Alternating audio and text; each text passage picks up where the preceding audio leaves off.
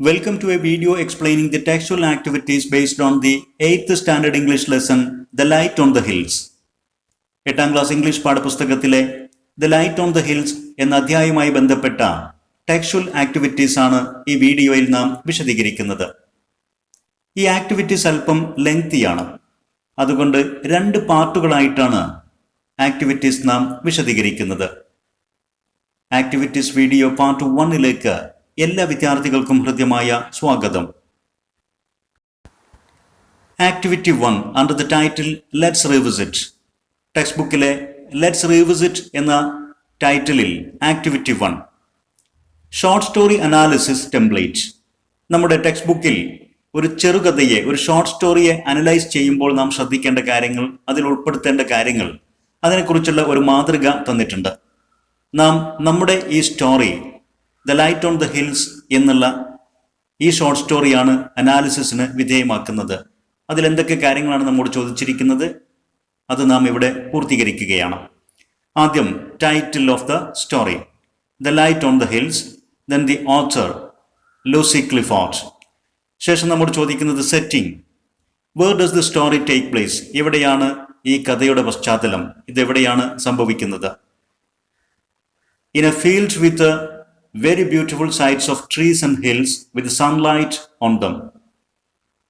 മനോഹരമായ ഒരു ഫീൽഡ്, അവിടെ മരങ്ങളും മറ്റ് കാഴ്ചകളും കുന്നുകളും എല്ലാമുണ്ട്. ആ മരങ്ങൾക്കും കുന്നുകൾക്കും മുകളിൽ സൂര്യവെളിച്ചം തിളങ്ങി നിൽക്കുന്നു. Next, characters. Who are the characters in the story. കഥയിലെ പ്രധാന കഥാപാത്രങ്ങൾ ആരൊക്കെ? എ ബ്രദർ ആൻഡ് സിസ്റ്റർ, ഇവരാണ് ഈ കഥയിലെ കഥാപാത്രങ്ങൾ. അല്ലെങ്കിൽ A boy and A little girl, ഒരു ആൺകുട്ടിയും ഒരു കൊച്ചു പെൺകുട്ടിയും. ഇനി ക്യാരക്ടറൈസേഷൻ, ഈ കഥാപാത്രങ്ങളുടെ പ്രത്യേകതകൾ. What are the personality traits of each character, ഓരോ കഥാപാത്രത്തിൻ്റെയും വ്യക്തിപരമായ സവിശേഷതകൾ.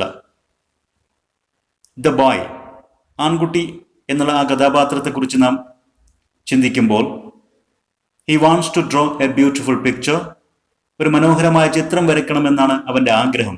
ബട്ട് ലാക്സ് കോൺഫിഡൻസ്, പക്ഷെ അവന് കോൺഫിഡൻസ് കുറവാണ്, ആത്മവിശ്വാസം കുറവാണ്.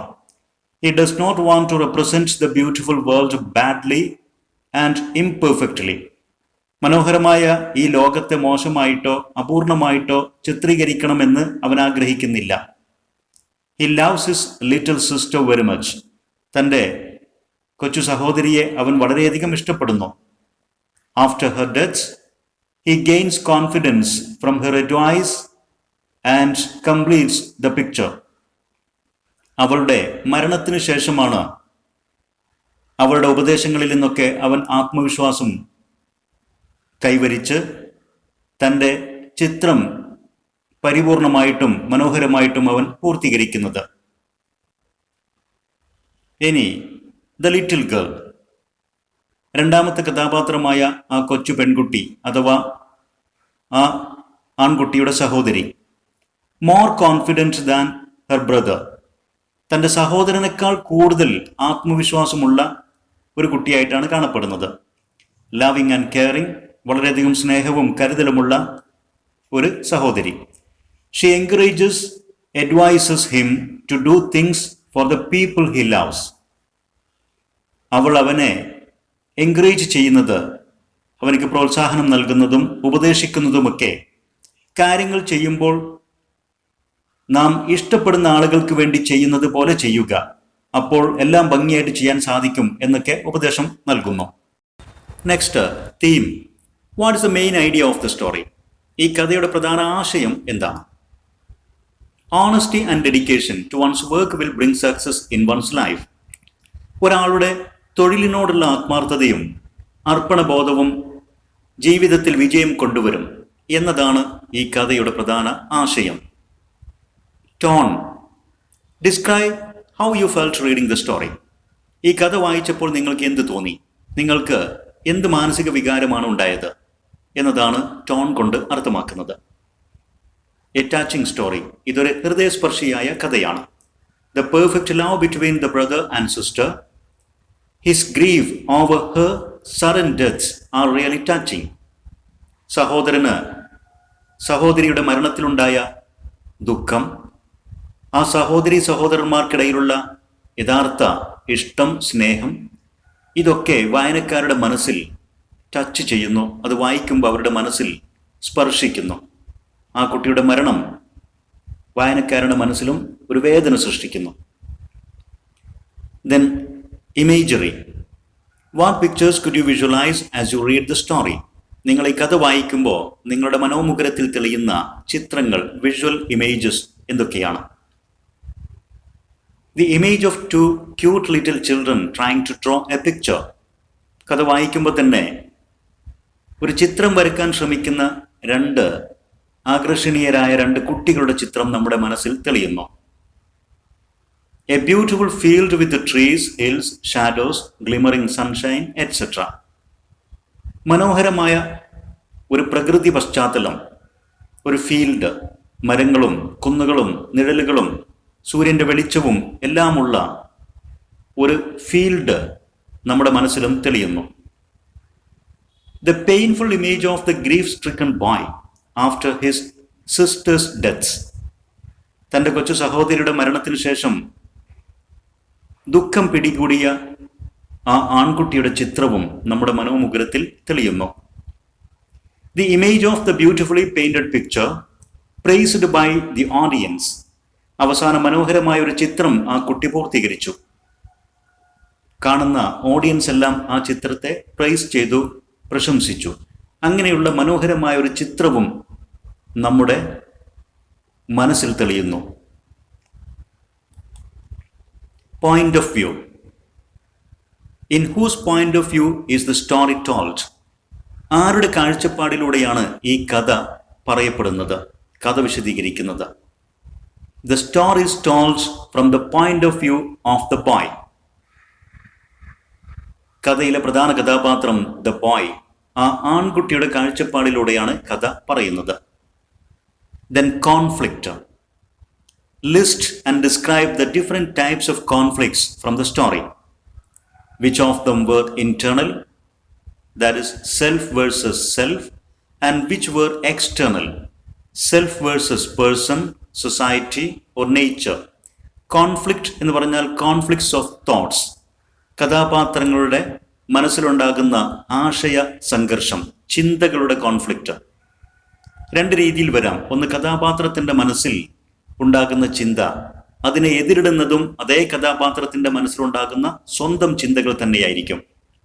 മറ്റൊന്ന്, കഥാപാത്രത്തിൻ്റെ സ്വന്തം ചിന്തകളെ പുറമേ നിന്നുള്ള മറ്റ് ആളുകളുടെയോ അല്ലെങ്കിൽ സമൂഹത്തിൻ്റെ അല്ലെങ്കിൽ പ്രകൃതിയിലെ മറ്റ് വസ്തുക്കളുടെ, കഥാപാത്രത്തിൻ്റെയും പുറമേ നിന്നുള്ള ചിന്തകളുടെയും ഇടക്കുണ്ടാകുന്ന ഒരു കോൺഫ്ലിക്റ്റ്. ഈ രണ്ട് രീതിയിൽ ഇത് വരും.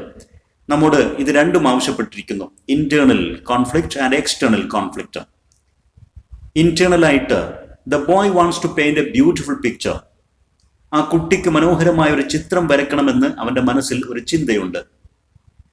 എന്നാൽ but he lakhs confidence and he gets easily boat. എന്നാൽ ആ ആഗ്രഹത്തെ എതിരിടുന്ന രീതിയിൽ അവനിക്ക് ആത്മവിശ്വാസം നഷ്ടപ്പെടുന്നു. അവൻ പെട്ടെന്ന് ബോറടിക്കുന്നു, അവനിക്ക് മടുപ്പ് അനുഭവപ്പെടുന്നു. അവൻ്റെ ആഗ്രഹത്തെ നേരിടുന്നത് അവൻ്റെ തന്നെ മനസ്സിലെ ചിന്തകളാണ്. അത് ഇന്റേണൽ കോൺഫ്ലിക്റ്റ് ആണ്. ഇനി എക്സ്റ്റേണൽ കോൺഫ്ലിക്റ്റ് എന്ന് പറയുമ്പോൾ, he knows the world is beautiful and representing the beautiful world badly and imperfectly through his picture is a sin. ഈ ലോകം വളരെ മനോഹരമാണ്. ആ ലോകത്തെ മോശമായിട്ടും അപൂർണമായിട്ടും തൻ്റെ ചിത്രങ്ങളിലൂടെ വരച്ച് ചിത്രീകരിക്കുക എന്നുള്ളത് ഈ മനോഹരമായ ലോകത്തോട് ചെയ്യുന്ന ഒരു തെറ്റാണ് എന്നുള്ളത് അവൻ്റെ മനസ്സിൽ ഒരു ബോധമുണ്ട്, ഒരു ചിന്തയുണ്ട്. അത് സെൽഫാണ്. എന്നാൽ the thoughts how the people would respond to an imperfect picture is an external conflict.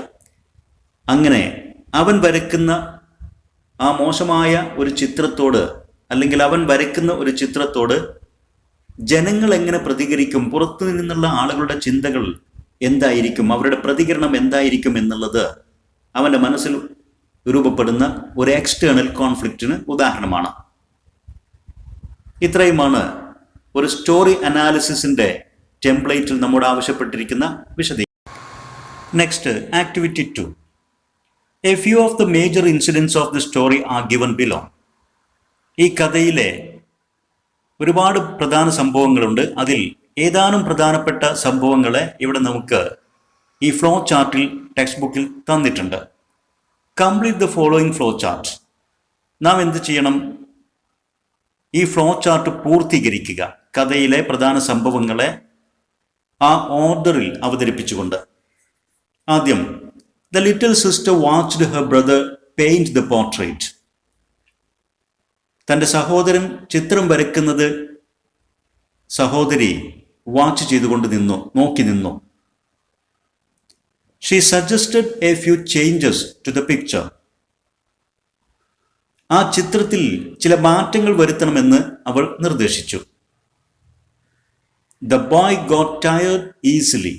He felt to leave off his work. കുട്ടിക്ക് വളരെ പെട്ടെന്ന് മടുപ്പ് തോന്നി. ആ പ്രവൃത്തി ഉപേക്ഷിച്ച് പോകാൻ അവന് ആഗ്രഹം തോന്നി. She tried to encourage him. അവനെ പ്രോത്സാഹിപ്പിക്കാൻ അവൾ ശ്രമിച്ചു. She invited him to look at things in nature. അവൻ വരയ്ക്കുന്ന അതേ വസ്തുക്കളെ, മരങ്ങളെയും കുന്നുകളെയും എല്ലാം പ്രകൃതിയിൽ യഥാർത്ഥത്തിൽ നോക്കിക്കാണാൻ അവൾ അവനെ ക്ഷണിച്ചു. A big tragedy struck their family. അവരുടെ കുടുംബത്തിൽ ഒരു ദുരന്തം സംഭവിച്ചു. The boy became grief stricken at his sister's deaths and reluctant to go to the field once again. ആ ദുരന്തത്തിന്റെ ഫലമായി കുട്ടി വളരെയധികം ഗ്രീഫ് സ്ട്രിക്കൺ, ദുഃഖം പിടിപെട്ട അവസ്ഥയിലായി, തൻ്റെ സഹോദരിയുടെ മരണം കാരണം.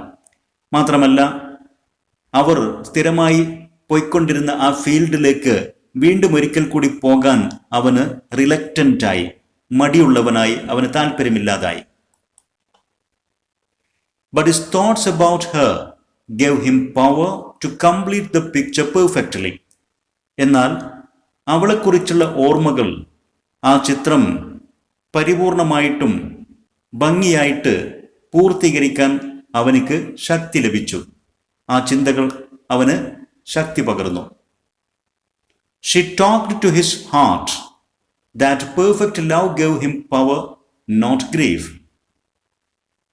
അവൾ അവൻ്റെ ഹൃദയത്തിൽ പറഞ്ഞു. മരണപ്പെട്ടുപോയ ആ സഹോദരി ആ സഹോദരൻ്റെ മനസ്സിലേക്ക് വന്നുകൊണ്ട് പറഞ്ഞു, അവൻ്റെ ദുഃഖമല്ല, മറിച്ച് അവൻ്റെ യഥാർത്ഥ പെർഫെക്റ്റ് ലവ് ആണ് അവന് ശക്തി നൽകിയത് എന്ന്. She also told perfect love would give us all except happiness. ഒരു കാര്യം കൂടെ ആ സഹോദരി അവൻ്റെ മനസ്സിൽ പറഞ്ഞു. പെർഫെക്റ്റ് ലവ്, യഥാർത്ഥ സ്നേഹം നമുക്കെല്ലാം നൽകും, എക്സെപ്റ്റ് ഹാപ്പിനെസ്, സന്തോഷം ഒഴികെ. One should seek happiness for others to get happiness for one's own self. അവൾ ഒരു ഉപദേശ രൂപേണ പറഞ്ഞു, നമുക്ക് ഹാപ്പിനെസ് ലഭിക്കാൻ അതേ ഹാപ്പിനെസ് മറ്റുള്ളവർക്കും മറ്റാളുകൾക്കും ലഭിക്കാൻ വേണ്ടി നാം പ്രവർത്തിക്കണം. മറ്റുള്ളവരെ സന്തോഷിപ്പിച്ചാൽ അതുവഴി നമുക്കും ഹാപ്പിനെസ് ലഭിക്കും. then it is called heaven. അങ്ങനെയാകുമ്പോൾ അത് തന്നെയാണ് സ്വർഗം. Next, activity 1 given on page 89. Let's enrich our vocabulary. നമ്മുടെ വേർഡ് പവർ മെച്ചപ്പെടുത്തുന്നതിനുള്ള ഒരു എക്സസൈസ്. ആക്ടിവിറ്റി 1ൽ നമ്മോട് ആവശ്യപ്പെടുന്നത് complete the following choosing appropriate words from the box given below. ഇവിടെ താഴെ നമുക്ക് ഏതാനും പദങ്ങൾ തന്നിട്ടുണ്ട്. അത് ഉപയോഗിച്ചുകൊണ്ട് ഈ പാസേജ് കംപ്ലീറ്റ് ചെയ്യുക. Seize, honour, glimmer, grief, rippling, rustling, dedication, sin എന്നിവയാണ് പദങ്ങൾ. The little girl asked the boy to do his work with a great dedication. Dedication എന്ന് പറഞ്ഞാൽ ഒരു പ്രവൃത്തിയോടുള്ള നമ്മുടെ ആത്മാർപ്പണം, അർപ്പണബോധം. അപ്പോൾ നമ്മുടെ ജോലി ആത്മാർത്ഥമായിട്ടും അർപ്പണബോധത്തോടു കൂടി ചെയ്യുക. She asked him to see the glimmer of the sunlight. സൂര്യപ്രകാശത്തിന്റെ ആ ഗ്ലിമ്മർ, തിളക്കം കാണാൻ അവൾ അവനോട് പറഞ്ഞു. In nature we could listen to the rustling of the leaves. ഇലകളുടെ സോഫ്റ്റ് സൗണ്ട് കേൾക്കാൻ നമുക്ക് കഴിയും. In nature we could also hear the rippling of streams. പ്രകൃതിയിൽ നമുക്ക് അരുവികളുടെ കളകളാരവം, വെള്ളം ഉണ്ടാക്കുന്ന ശബ്ദം, ദാറ്റ് ഇസ് റിപ്ലിംഗ്, ഇവിടെ അത് നമുക്ക് കേൾക്കാൻ സാധിക്കും. It's a great honour for artist to capture the beauty of nature. പ്രകൃതിയുടെ ഭംഗി ആസ്വദിക്കാനും ആ ഭംഗി പിടിച്ചെടുക്കാനും കലാകാരന്മാർക്ക് കഴിയുക എന്നുള്ളത് ഒരു ഓണർ, ഒരു കഴിവാണ്, ഒരു അംഗീകാരമാണ്. It is definitely a sin to represent nature imperfectly. മനോഹരമായ പ്രകൃതിയെ ഇംപെർഫെക്റ്റ് ആയിട്ട്, അപൂർണമായിട്ട്, പോരായ്മകളോട് കൂടി ചിത്രീകരിക്കുക എന്നുള്ളത് ഒരു തെറ്റാണ്, ഒരു പാപമാണ്. സിൻ, ആൻ സിൻ എന്നാണ് ടെക്സ്റ്റ് ബുക്കിൽ പറഞ്ഞിരിക്കുന്നത്, അത് തെറ്റാണ്. A sin. The little boy was in great grief when he learnt about the death of his sister. തൻ്റെ സഹോദരിയുടെ മരണത്തെക്കുറിച്ച് അറിഞ്ഞപ്പോൾ ആ കുട്ടി വളരെയധികം ദുഃഖിച്ചു. അവൻ വളരെ ദുഃഖത്തിലായി. ഗ്രീഫ്, ദുഃഖം. The boy felt that happiness is something difficult to seize. കുട്ടിക്ക് മനസ്സിലായി സന്തോഷം എന്നുള്ളത് നമ്മുടെ കൈപ്പിടിയിൽ ഒതുക്കാൻ, പിടിച്ചെടുക്കാൻ. സീസ് മീൻസ് ഗെറ്റ് ഹോൾഡ് ഓഫ് എന്നൊക്കെ അർത്ഥം. പിടിച്ചെടുക്കുക, കൈപ്പിടിയിൽ ഒതുക്കുക. സന്തോഷം നമുക്ക് പിടിച്ചു എടുക്കാൻ കഴിയുന്ന ഒരു കാര്യമല്ല, പ്രയാസകരമാണ് എന്നുള്ളത് അവൻ മനസ്സിലാക്കി. Next, activity 2. You have studied how to use prefixes and suffixes in the previous units. പ്രിഫിക്സുകളും സഫിക്സുകളും എങ്ങനെ ഉപയോഗിക്കണം എന്ന് നാം നേരത്തെ മനസ്സിലാക്കിയിട്ടുണ്ട്. പ്രിഫിക്സ് എന്ന് പറഞ്ഞാൽ ഏതെങ്കിലും ഒരു പദത്തിന്റെ റൂട്ട്, അതിന്റെ ബേസ് ഫോമിന്റെ മുമ്പിൽ നാം ചേർക്കുന്ന അക്ഷരങ്ങളാണ്. അങ്ങനെ ബേസിന്റെ മുമ്പിൽ അക്ഷരങ്ങൾ ചേർത്തുകൊണ്ട് പുതിയൊരു പദം സൃഷ്ടിക്കുക. സഫിക്സ് എന്ന് പറഞ്ഞാൽ അത്തരം ബേസ് പദങ്ങളുടെ ശേഷം ചേർക്കുക.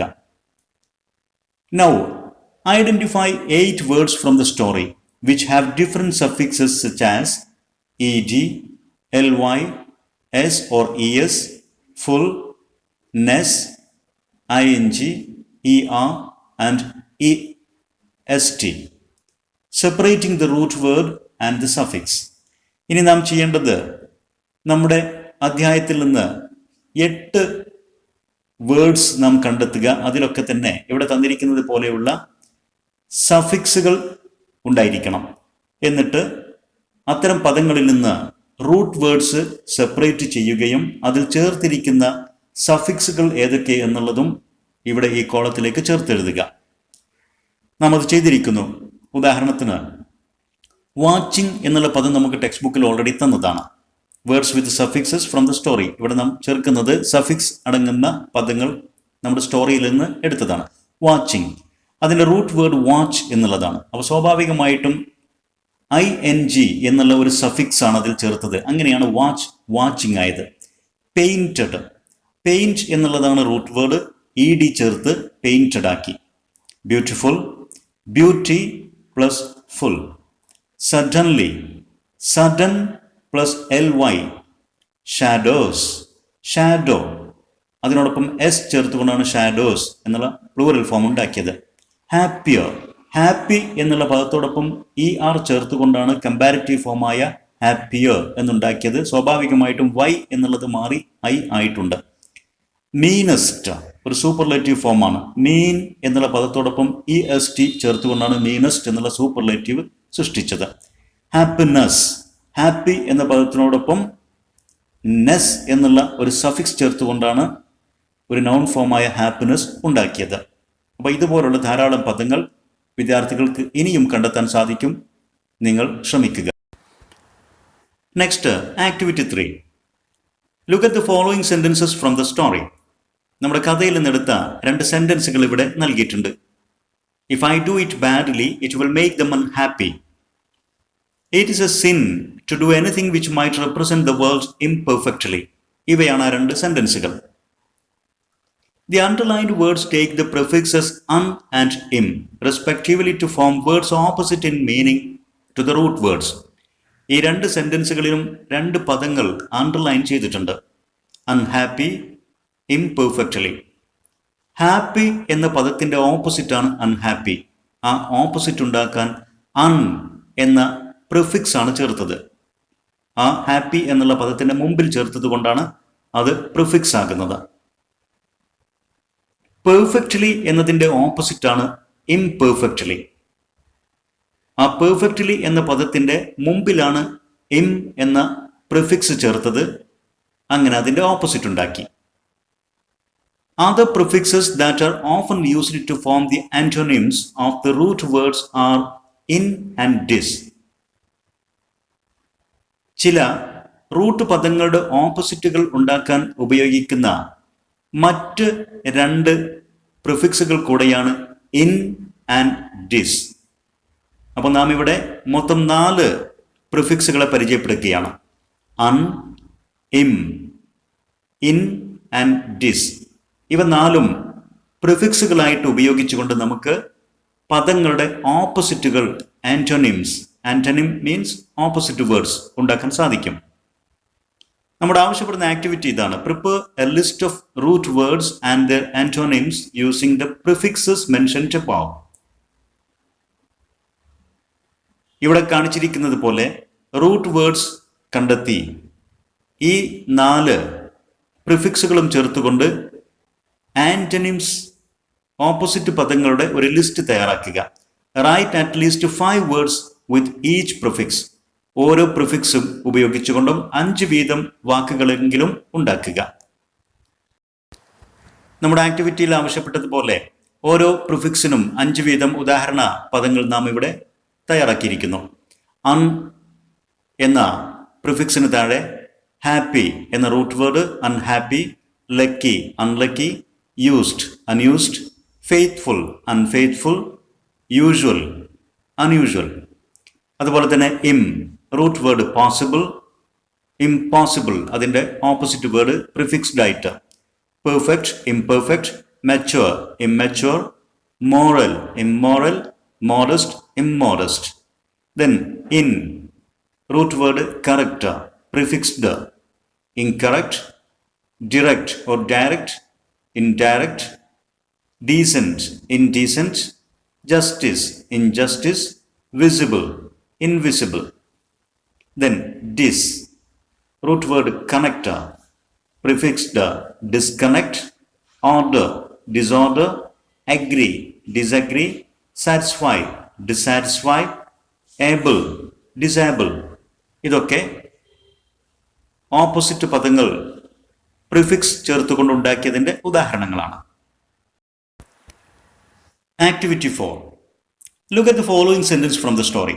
നമ്മുടെ കഥയിൽ നിന്നെടുത്ത ഒരു സെന്റൻസ് ഇവിടെ നൽകിയിട്ടുണ്ട്. The little sister went to and stood by him watching while he painted എന്നതാണ് ആ sentence. The underline words in the above sentence are action words and they are in the past tense form. ഈ സെന്റൻസിൽ 3 പദങ്ങൾ underline ചെയ്തിട്ടുണ്ട്. അവയെല്ലാം തന്നെ action words അഥവാ verb ആണ്. ആ വേർബ്സ് എല്ലാം തന്നെ പാസ്റ്റ് ഫോമിലുമാണ്. Read the text and find out how the action words make their past forms from the root word. ഇനി നിങ്ങൾ സ്റ്റോറി വായിച്ച് ഇതുപോലുള്ള കൂടുതൽ ആക്ഷൻ വേർഡ്സ് അഥവാ വേർബ്സ് കണ്ടെത്തുക. എന്നിട്ട് അവയൊക്കെ അവയുടെ പാസ്റ്റ് ഫോംസ് എങ്ങനെയാണ് രൂപീകരിക്കുന്നത് എന്നും ശ്രദ്ധിക്കുക. Do you see any fixed pattern in forming the past in the case of a majority of words? അങ്ങനെ നിങ്ങൾ കണ്ടെത്തുന്ന വേർബുകളിൽ ഭൂരിഭാഗവും ഒരു പ്രത്യേക രീതിയിൽ, ഒരു ഫിക്സ്ഡ് പാറ്റേൺ, ഒരു പ്രത്യേക രീതിയിലാണോ അവയുടെ പാസ്റ്റ് രൂപീകരിക്കുന്നത്? What do you call such words? ഒരു പ്രത്യേക രീതിയിൽ പാസ്റ്റ് രൂപീകരിക്കുന്ന വേർബുകൾ നിങ്ങൾക്ക് ധാരാളമായിട്ട് കണ്ടെത്താൻ സാധിക്കും. അങ്ങനെയുള്ള വേർബുകളെ എന്താണ് പറയുക? അത്തരം വേർബുകൾ ഏത് പേരിലാണ് അറിയപ്പെടുന്നത്? Majority of verbs form their simple past forms by adding d or ad to their root forms. English വേർബുകളിലെ മെജോറിറ്റി, ഭൂരിഭാഗം വേർബുകളും അവയുടെ പാസ്റ്റ് രൂപീകരിക്കുന്നത് ഡി എന്നോ ഇ ഡി എന്നോ സഫിക്സുകൾ അവയുടെ റൂട്ട് ഫോമുകളോട് ചേർത്തുകൊണ്ടാണ്.